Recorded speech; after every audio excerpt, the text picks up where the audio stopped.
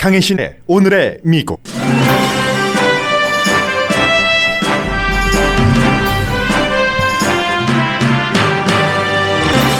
트럼프 대통령이 캘리포니아주 공화당에게 불법일 가능성이 높은 우편함 설치에 대해 끝까지 싸우라고 촉구했습니다. 캘리포니아주 공화당은 무허가 투표함 설치를 확대하겠다고 밝혔고, 민주당은 이것이야말로 투표 사기라고 맞섭니다. 트럼프 대통령은 유세장에서 여성 유권자들에게 제발 날 좀 좋아해 주시겠어요? 라면서 자신에게 투표해 줄 것을 호소했습니다. 유권자의 10분의 1 이상이 이미 조기 투표를 했기 때문에 트럼프 대통령에겐 넘기 힘든 도전의 벽이 됐습니다. 시간이 트럼프 대통령에게는 도전입니다. 영국의 권위 있는 여론조사 기구와 가디언은 2016년 트럼프 대통령에게 투표했던 사람의 62%가 2020년에는 바이든 후보에게 투표하겠다는 여론조사 결과를 발표했습니다. 지지율은 바이든 후보가 17%포인트 앞서갑니다. 미국 대선 결과는 현재 8개 주가 결정할 것으로 보입니다. 잠시 뒤에 8개 주의 판세를 정리해드립니다. 예정됐던 대선 후보 토론회를 트럼프 대통령이 거부한 뒤 두 사람은 내일 같은 시간 다른 TV 방송에서 따로 타운홀 미팅을 합니다. 전국보건연구소는 트럼프 대통령 타운홀 미팅을 주최하는 MBC 측에 트럼프 대통령이 코로나 바이러스를 많이 퍼뜨리지는 않을 것이라는 증명서를 내줬습니다. 코로나 바이러스 확진자와 병원 입원자가 36개 주에서 늘어나고 있습니다. 노동부 장관 부인도 최근 백악관을 방문한 뒤 어제 양성 판정을 받았습니다. 루돌프 줄리아니 전 뉴욕시장은 질병통제국의 가이드라인을 따르지 않은 선거 유세에서 더 이상 바이러스로 숨지는 사람이 없다는 사실과 다른 주장을 했습니다. 질병통제국은 작은 집안 모임에서의 코로나 바이러스 감염이 위협이 되고 있다고 경고를 합니다. 연방 법무부가 추진하던 옥토버 서프라이즈, 오바마 전 대통령과 힐러리 클린턴 측근을 기소하기 위한 수사가 한 사람도 기소하지 못했고, 수사를 맡은 한 명의 검사는 사임했습니다. 연방 법무부가 멜라니아 트럼프 여사에 대한 책을 쓴 멜라니아 트럼프 여사의 전 친구를 국가안보 위협이라는 이유로 고소했습니다. 법무장관이 퍼스트 레이디의 변호사냐는 비난도 받고 있습니다. 여러분 안녕하십니까? 오늘의 미국 강혜신입니다. 이제 11월 3일 미국 선거가 치러질 날까지는 20일 남았습니다. 현직 대통령인 도널드 J. 트럼프 대통령은 지난 사반세기 가운데서 가장 현직 대통령으로서 재선에 도전하는 입장에서는 곤란한 형편입니다. 굉장히 초조한 입장이라고 말씀드릴 수 있겠습니다. 지금 2020년 5월 달에 갤럽이 가장 최신 조사를 해서 발표한 것을 보면은 미국의 민주당이 공화당보다 조금 많습니다. 31%, 공화당이 25%, 그리고 이제 무당파가 40%인데, 그렇기 때문에 항상 미국에서 특히 대선 대통령을 뽑는 선거에서는 무당파가 어느 쪽으로 기울까라는 것이 중요하고, 무당파도 민주당 쪽으로 기운 무당파가 있고 공화당 쪽으로 기운 무당파가 있습니다. 미국에서는 50%가 민주당이거나 민주당 쪽이라고 볼 수 있고요. 그리고는 이제 한 38% 정도가 무당파 가운데서 공화당 쪽에 가깝다, 이렇게 볼 수가 있습니다. 전체적으로 미국 인구가 3억 3천만 명에서 3억 4천만 명 정도 되는데, 그 가운데서 최근에 확인된 숫자로 등록된 유권자는 1억 10만 명 정도가 됩니다. 그런데 오늘 아침 현재 1,300만 명이 투표를 했습니다. 그러면 등록된 유권자 약 1억 1천 얼마만큼 가운데서 10분의 1이 넘는 겁니다.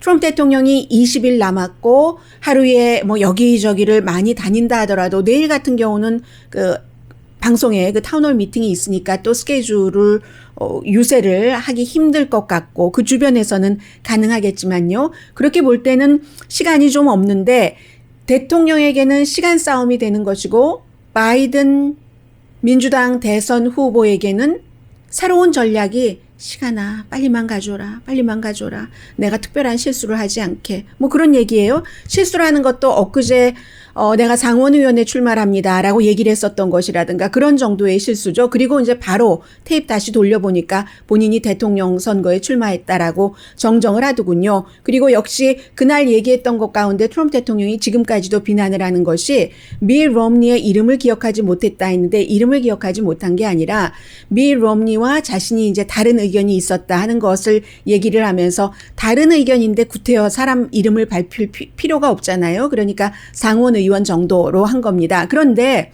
이러한 것들이 지금 전부 어떠한 그 비난을 할 수 있는, 비난이라기보다 공격을 상대가 할 수 있도록 빌미를 주는 것이기 때문에 바이든 후보로서는 제발 시간아 빨리빨리 가달라. 뭐 이게 이제 새로운 전략이라고 할 수 있겠고요.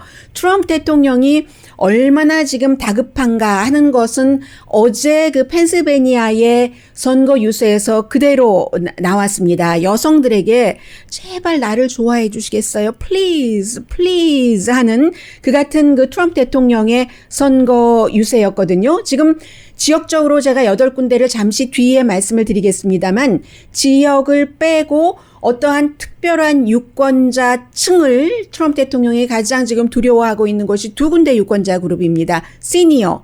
어떤 분들은 트럼프 대통령 지지자들 가운데서 요즘 트럼프 대통령 그 지지자들이 골프카트를 타고 지지를 하던데라고 얘기하시는데 그게 착각인 겁니다. 잠시 뒤에 제가 말씀드릴 그 영국의 아주 그 세계적으로 상도 많이 받고 한 리서치 회사가 조사한 것에 따르면 지금 트럼프 대통령 지지층이 빠져나오고 있는 겁니다.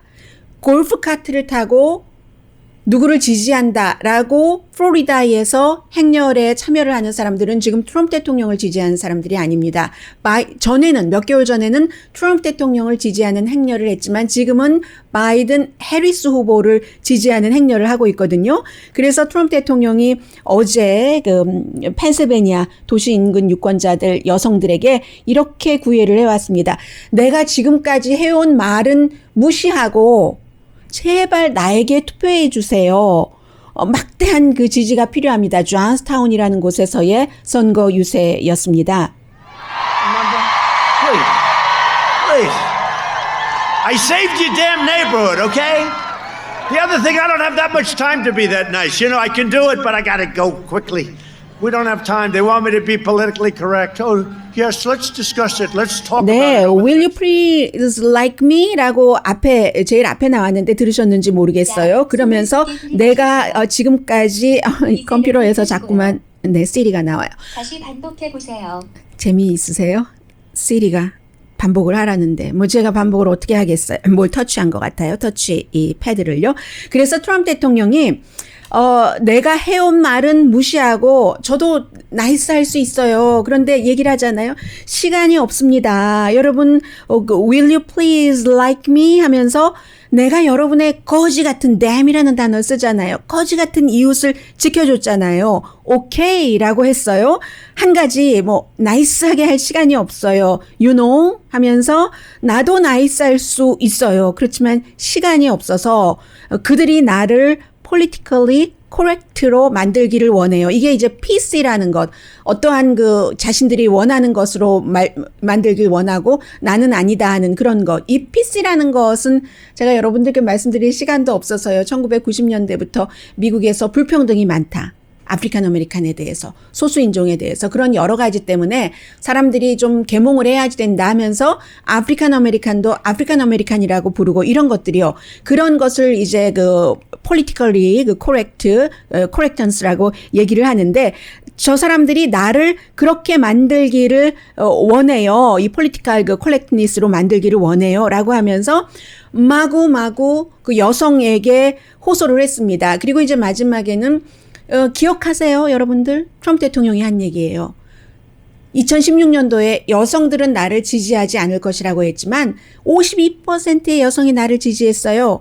이것도 정확하진 않죠. 출구조사에선 그랬지만 뭐 정확하진 않은 겁니다. 그렇게 얘기를 하면서 여성에게 구애를 했고 그리고 이런 여론조사들이 많이 나오기 때문인데 뉴 오피니엄 UM과 가디언이 공동 여론조사를 하는 이 뉴 오피니엄이라는 게 회사가 런던에 있는데 뭐 마케팅이라든가 지도력이라든가 그 모든 분야에서 어떠한 그 리서치를 하는 것에는 굉장히 권위 있는 회사거든요. 가디언도 마찬가지로 권위 있는 신문이고요. 그래서 조사를 했더니 지난주에 CNN 방송은 바이든 후보가 16%포인트 앞서간다 했는데 이 여론조사에서는 오히려 17%고 그 퍼센티지보다도요 57% 대 40%인데 더 중요한 것은 마음을 정하지 않은 유권자들 사이에서 9월 달 이후에 바이든에게 5%가 더 갔다는 겁니다. 9월 달 이후라면은 루스 베이더 긴스버그 연방 대법관이 사망을 하고 첫 번째 토론이 있었고 트럼프 대통령이 양성 반응이 나왔고 했던 그런 시기잖아요. 그리고 이제 또 중요한 것이 경제에 대해서도 이 여론조사에서는 트럼프 대통령보다 바이든 후보가 더 잘할 것이다 하는 게 45% 대 43%로 2%포인트 많았습니다.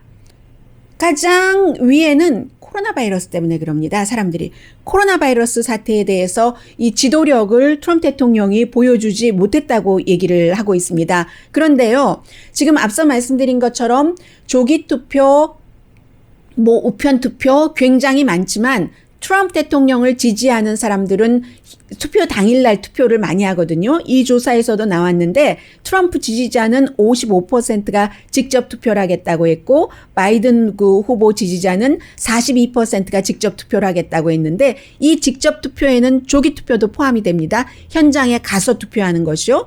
그렇기 때문에 이제 숫자가 이렇게 나오는 것이고요.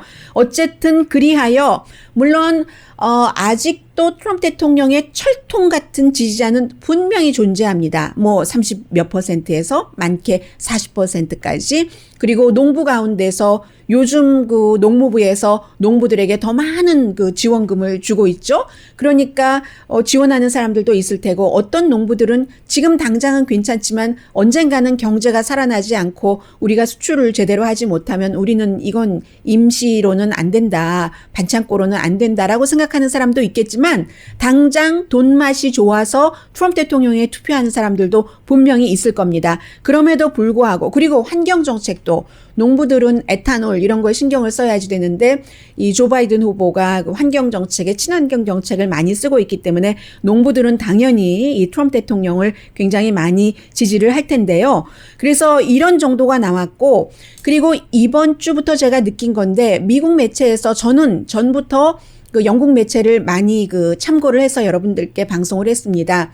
왜냐하면 미국 바깥에서 보는 매체이기 때문에 훨씬 더 객관적으로 바라볼 수도 있고요. 하기 때문에. 그런데 이번 주부터는 어제 그제부터인 것 같은데 드러지 리포트도 이 대선에 관한 여론조사를 The Economist를 통해서 보고 있습니다. 그래서 현재 오늘 이코노미스트는 바이든 후보의 당선 가능성을 92%, 트럼프 대통령의 당선 가능성을 8%로 보고 지금 확보한 예상입니다. 예측 선거인단표를 오늘 바이든 후보 343표, 트럼프 대통령 195표, 그러면 270표가 돼야지 당선이 되는데 270표보다 현재 73표 많이 이 바이든 후보가 확보를 해놨다 하는 게 이코노미스트의 예측입니다.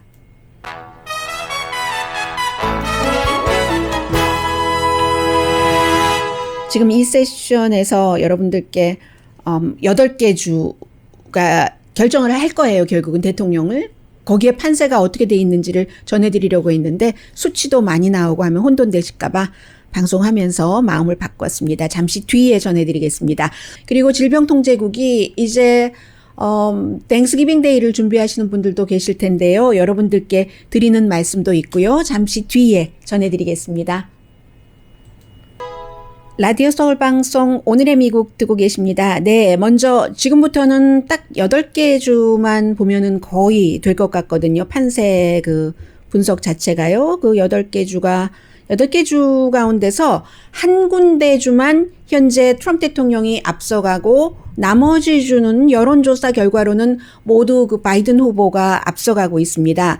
그리고 그런데 이 8개 주가 한 군데 주만 지난 2016년도 선거에서는 힐러리 클린턴이 이겼고 모두 바이든 후보가 아니죠. 트럼프 대통령이 이겼던 곳입니다. 그런데 지금 그 7군데 이겼었는데 지금은 반대로 7군데에서 여론조사 결과 지는 것으로 나오고 있거든요. 그래서 애리조나, 플로리다, 조지아, 미시건, 미네소타, 노스캐롤라이나, 펜실베니아, 위스콘신입니다. 한 군데 이기는 주는 조지아주. 큰 폭은 아니에요. 그리고 지난번에 끝내 이기지 못했었던 곳은 미네소타. 이고요. 일단 애리조나부터 보겠습니다. 맨 마지막 부분에 3개 주 트럼프 대통령이 지난번에 러스트벨트 이 3군데에서 이기지 못했다면 대통령이 될 수 없는데 잠시 이제 맨 마지막 부분에 러스트벨트를 말씀을 드리겠습니다. 간결하게만 전해드리겠습니다. 애리조나는 선거인단이 11명입니다. 538명 가운데서요. 그래서 최근의 여론조사 결과 지금 폴리티코는 민주당이 한 2% 앞서간다고 하고 이코노미스트 같은 경우는 애리조나는 블루 스테이트가 됐다고 보고 있습니다. 2016년 선거에서는 트럼프 대통령이 4%포인트 차이로 이긴 그런 곳입니다. 그런데 여기서 지금 문제가 되는 게 65세 이상의 백인 유권자들이 코로나 바이러스 이후에 트럼프 대통령 쪽을 많이 지금 떠나고 있는 게 문제고요. 그 다음에 이제 요즘에 대통령이 많이 가고 있는 플로리다주입니다. 플로리다주는 선거인단이 캘리포니아, 텍사스 다음으로 많은 29명이거든요. 55, 38, 29, 그 다음에 이제 20명 이렇게 됩니다. 해서 29명인데 현재 여론조사는 3% 정도 바이든 후보가 앞서가는 것으로 보는데 2016년도에 플로리다에서 승리한 것이 정말로 중요했었죠. 그때 좀 아슬아슬하게 한 1% 차이로 트럼프 대통령이 이겼었는데 플로리다주는 지금 이걸 봐야지 됩니다. 조기 투표가 굉장히 많아요.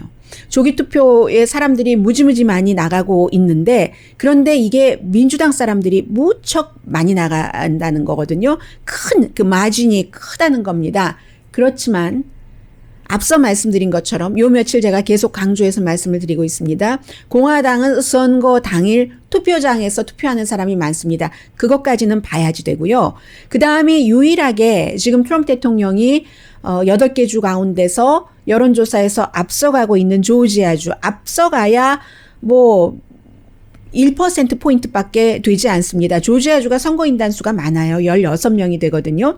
조지아주에서 대통령은 2016년도에 5%포인트 차이로 힐러리 클린턴을 누르고 당선이 됐는데 요즘 애틀랜타 인근에서 방송 듣고 계신 분들 그런 느낌 오세요? 지금 폴리티코의 분석에 따르면 애틀랜타 인근, 도시 인근, 인구가 그러니까 많은 곳, 거기서 반 트럼프 분위기가 강해진다는 겁니다. 그런데요, 이 조지아주 같은 경우는 이제 도시에서 멀어져서 시골로 갈수록 백인들 있고 하는데 그 시골의 백인들이 2016년도에 투표를 안 한 사람들이 많기 때문에 거기서 이제 하베스팅을 트럼프 대통령이 할 수 있다 하는 거고요.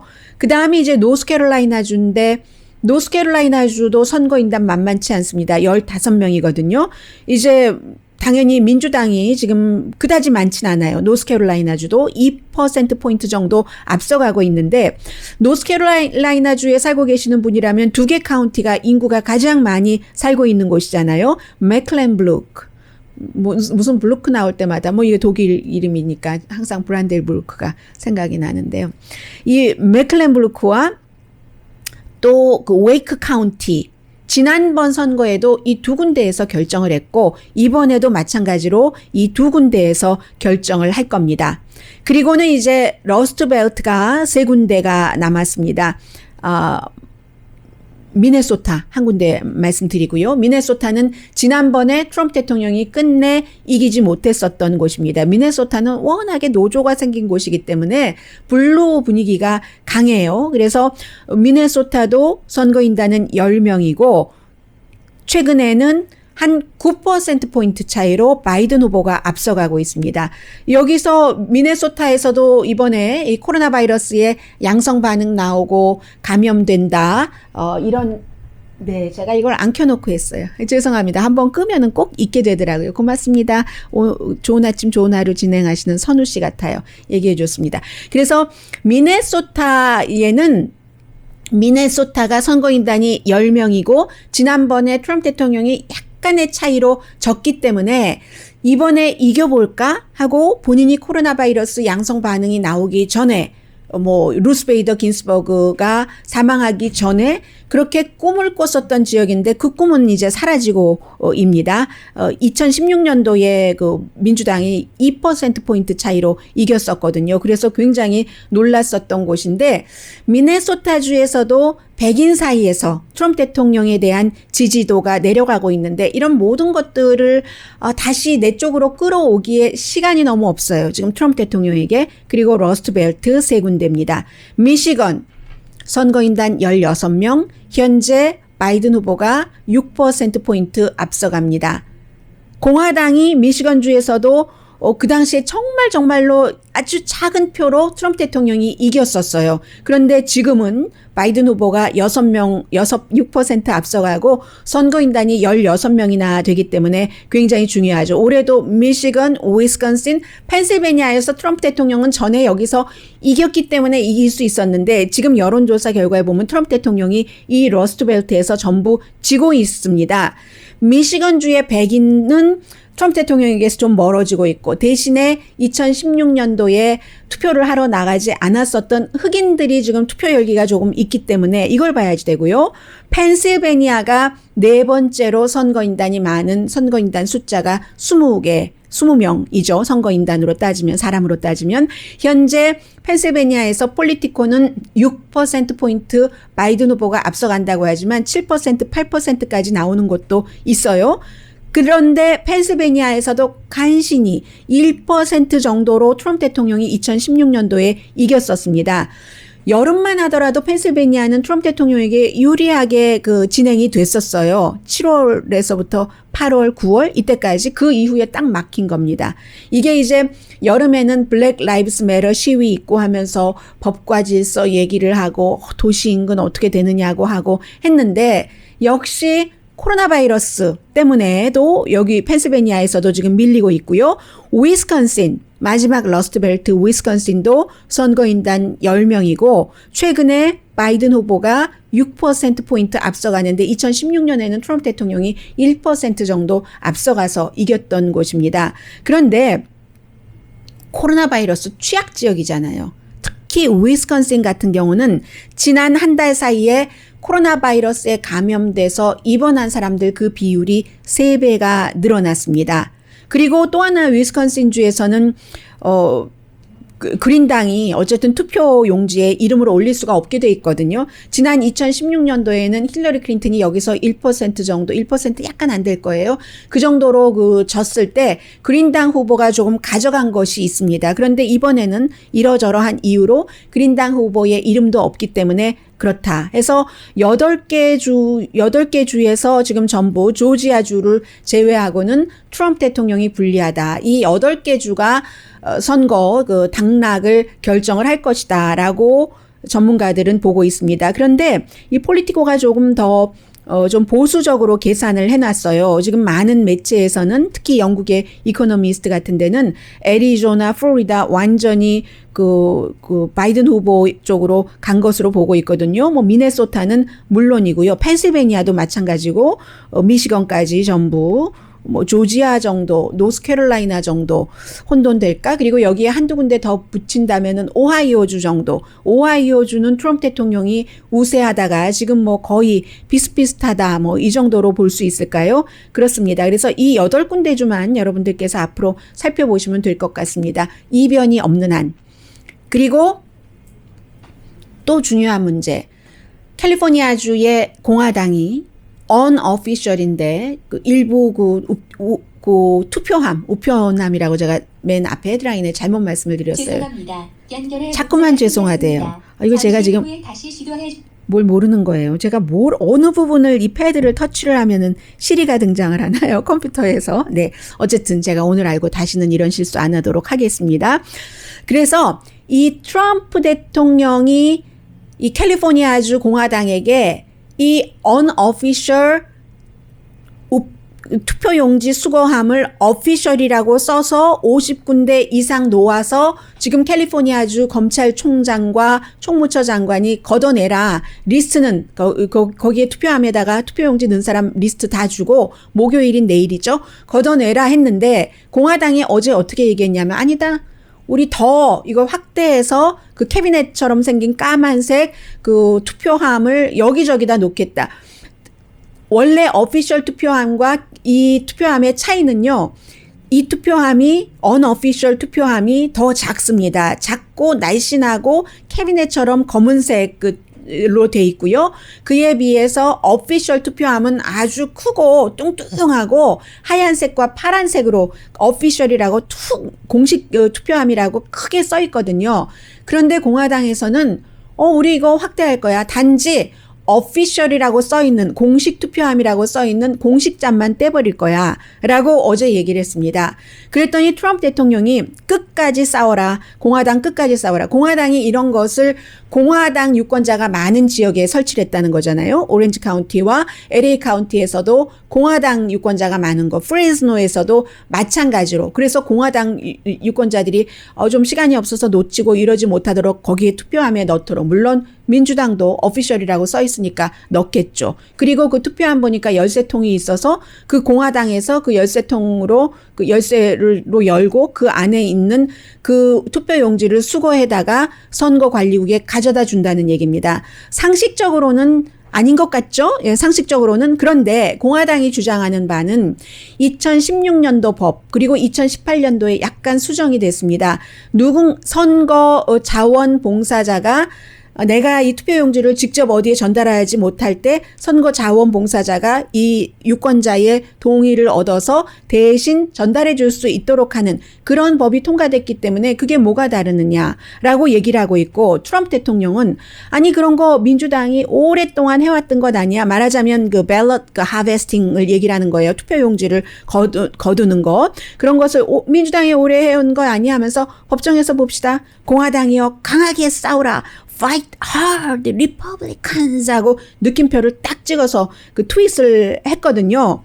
민주당에서는 이게 2018년도에 효율적으로 했죠. 그렇게 법이 통과가 됐고 하니까 이제 자원봉사자들이 그 사람의 그 승인을 받아서 이제 전달을 해주는 이런 것을 했고요. 자원봉사자에게 유권자가 이거 좀 대신 전달해 줄 수 있어요 하면 전달을 해준 겁니다. 그런데 그걸 공화당이 아예 여기저기 주차장 그리고 이제 그 총을 파는 총포상 앞에 이런 데다가 그 박스를 딱 세워놓은 거예요. 사람과 박스는 다르다라는 게 지금 민주당의 주장이고요. 그 주장에 대해서 공화당인 데빈 누네스 그 하원 의원 같은 경우는 이거 민주당주에서 민주당이 법 만든 거잖아. 그랬더니 그 법을 제안한 그 로레나 곤잘레스 민주당 하원 의원이 내가 그 법을 정할 때 그 법에 다 써 있잖아.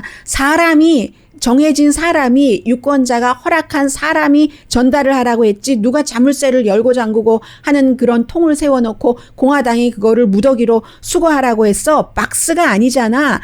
투표 사기 공화당이 노래를 부르더니 이거야말로 투표 사기 아니야? 라고 얘기를 하고 있고요.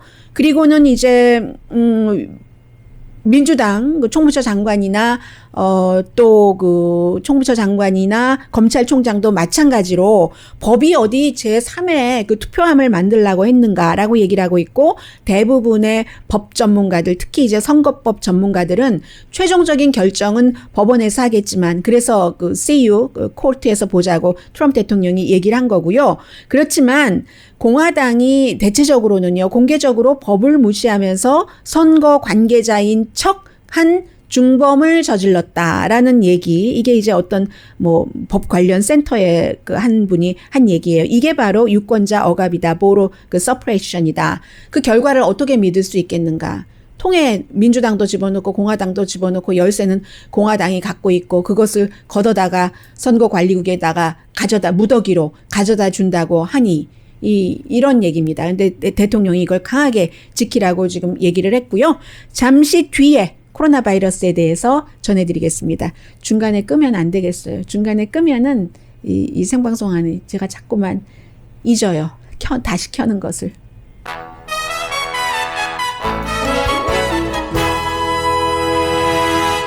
라디오 서울 방송 오늘의 미국 듣고 계십니다. 네, 지금 지난 목요일까지로 그 백악관 관계자들이 35명 그 코로나 바이러스 양성 판정 받은 것으로 나왔는데요. 제가 이 노동부 장관의 양성 판정은 여러 가지 의미에서 전해드립니다. 일단 노동부 장관의 그 와이프이기도 하고요. 노동부 장관은 네거티브랍니다. 그런데 이 노동부 장관이 그 지금 현재 오늘 기본적으로는 마지막 청문회 날이라고 볼 수 있죠. 왜냐하면 첫날은 보통 오프닝 스테이트먼트를 하고 어제 오늘 그 연방 대법관 지명자 에이미 코니 베럿에게 질문들을 하고 공화민주 상원 의원들이 그리고 내일은 이제 클로징 스테이트먼트를 하는 때이기 때문에요. 이제 오늘이 질문하고 질의응답 마지막이라고 할 수 있는데 바로 그 이벤트 에이미 코니 베럿을 연방 대법관으로 지명합니다라는 그 백악관 이벤트에 참석하고 나서 양성 반응이 나왔습니다. 그래서 아마 그런 의무가 있겠죠. 왜냐하면 노동부 장관과 와이프와 모임도 있고 뭐도 있고 하니까 해서 노동부에서 어제 저녁에 이메일로 스태프들에게 전부 알렸고요. 증상은 좀 약한 편이라고 증상이 있기는 있답니다. 그리고 장관은 네거티브고 증상이 없는데 장관이 누구냐면 이래서 말씀을 드리는데요.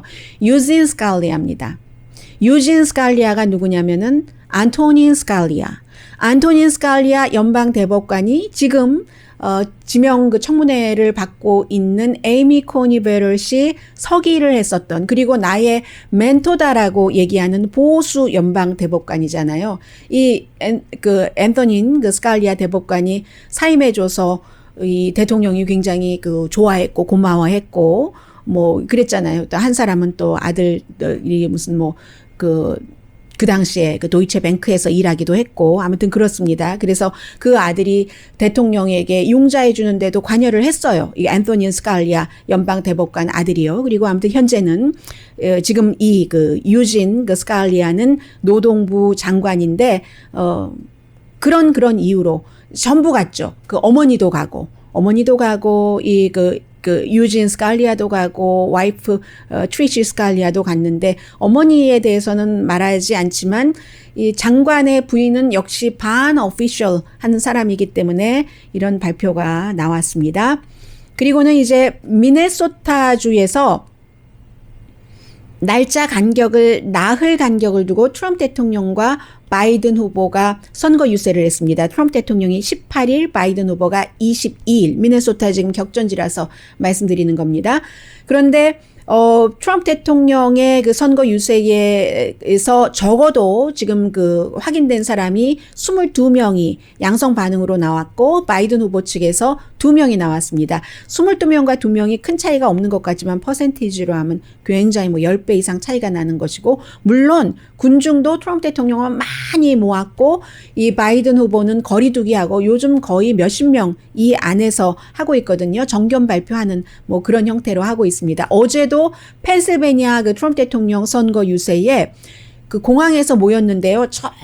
비행기도 있는데 비행기 저 끝에 보이지도 않아요. 깜깜한 밤인데 사람들이 너무 많이 와서 그리고 아주 꽉 붙어 있고 마스크 거의 안 쓴 사람이 대부분이고요. 트럼프 대통령 주변에 있는 사람만 쓰고 주변에 있는 사람은 의무예요. 대통령을 지켜야지 되니까. 네. 그래서 이제 그런 이유로 이렇게 많이 모이면 많이 퍼지는 게 너무 당연한 거죠. 그런데 루디 줄리아니도 펜실베니아에서 대통령을 위해서 선거 유세를 했는데 전혀 거리두기 안 하고 마스크 쓰기 안 하고 그것도 실내에서 요즘 대통령은 실외에서라도 하죠. 루돌프 줄리아니가 한 얘기가 더 이상은 이제 코로나 바이러스로 숨지는 사람이 없다. 이런 얘기를 했거든요. 펜실베니아 주에서요. 아니 펜실베니아 주에서 지난 7일 동안 요즘 사망자는 많이 줄어들어 이렇게 말씀드리면 죄송한데 거의 5,000명 되거든요. 4,990 몇 명이 지난 7일 동안 사망했는데 펜실베니아 주에서 141명이 나왔는데 더 이상은 뭐 중년이건 나이 든 사람이건 코로나 바이러스로 숨지지 않는다. 루돌프 줄리아니 전 뉴욕시장이 이렇게 말했습니다. 그리고 사실은 어제는 제가 팍스 TV의 터커 칼슨 쇼를 보니까 터커 칼슨이 한참을 아주 길게 웅변을 했어요. 그 사람이 이제 그 스크립을 써주는 사람이 많잖아요. 자료 조사원도 많고 터커 칼슨이 혼자 일하는 사람이 아니잖아요. 션 해니티도 마찬가지고 로라 잉그램도 마찬가지고 돈 많이 버니까 더 많은 사람을 쓰고 뭐 수천만 달러를 1년에 버는데 뭐 사람들 봉급 주는 게 뭐 그렇게 아깝겠어요. 그래서 막 그 터커 칼슨이 웅변을 하는데 여러 가지 자료를 막 제시하면서 한마디로 결론이 뭐냐면 마스크를 쓰는 것은 과학적인 근거가 없다. 이렇게 아직도 얘기들을 하고 있습니다. 그러니까 백악관에서 자꾸만 그 집단 면역 이 카드를 만지작거리고 있는 겁니다. 그리고 며칠 전에 백악관 비서실장은 의회에서 청문회 열리는 첫날이었던 것 같아요. 연방대법관 청문회, 인준 청문회.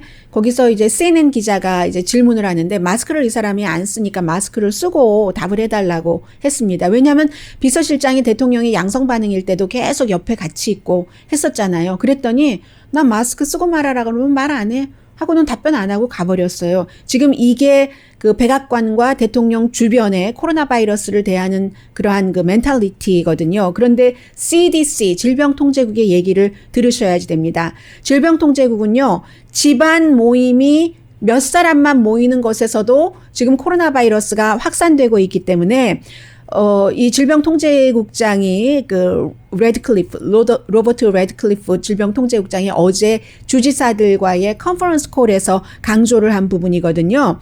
36개 주에서 확산되고 있다. 하루에 약 5만 명 새로 확진되는 사람이 이 정도 지금 나오고 있거든요. 가을, 겨울 확산이 이제 시작이 된 겁니다. 스타트가 된 거기 때문에 땡스기빙 데이가 너무나 중요한데 땡스기빙 데이 가이드라인을 일반 사람들에게 질병통제국에서 줬어요. 디너를 하기는 하되 작게 가족끼리 그 가족도 같은 집에 사는 가족끼리만 가능하면 바깥에서 꼭 이웃을 초대를 해야지 되는 경우는 같은 커뮤니티에서 사는 사람들 초대를 해서 아웃도어에서 식사를 하시라. 이게 지금 가이드라인을 질병통제국에서 준 겁니다. 늦추시면 안 돼요. 아플 수도 있고 많이 아플 수도 있고 가족에게 전염시킬 수도 있고 숨질 수도 있는 게 코로나 바이러스이기 때문에요.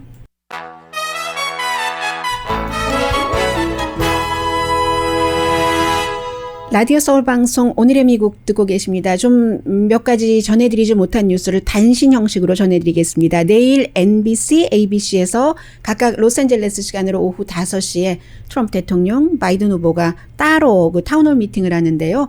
MBC 측에는 전국보건위원회가 대통령이 뭐 대규모 감염을 일으킬 그럴 염려는 없다라는 확인서를 써줬다고 하는데 그런데 또 많은 매체에서는 그게 음성 반응이다라는 얘기가 아니라는 거예요. 백악관에서는 물론 음성 반응 2번 받았다 했는데 언제라고 확인을 하지 않았고 전국보건연구소에선 그런 얘기 안 했다고 하고요. 그래서 MBC에서 바깥에서 거리두기 하고 마스크 쓰고 대통령의 정책관, 대통령이 지금 하고 있는 것과는 다른 방식으로 대통령이 여기에 동의할 수밖에 없는 겁니다.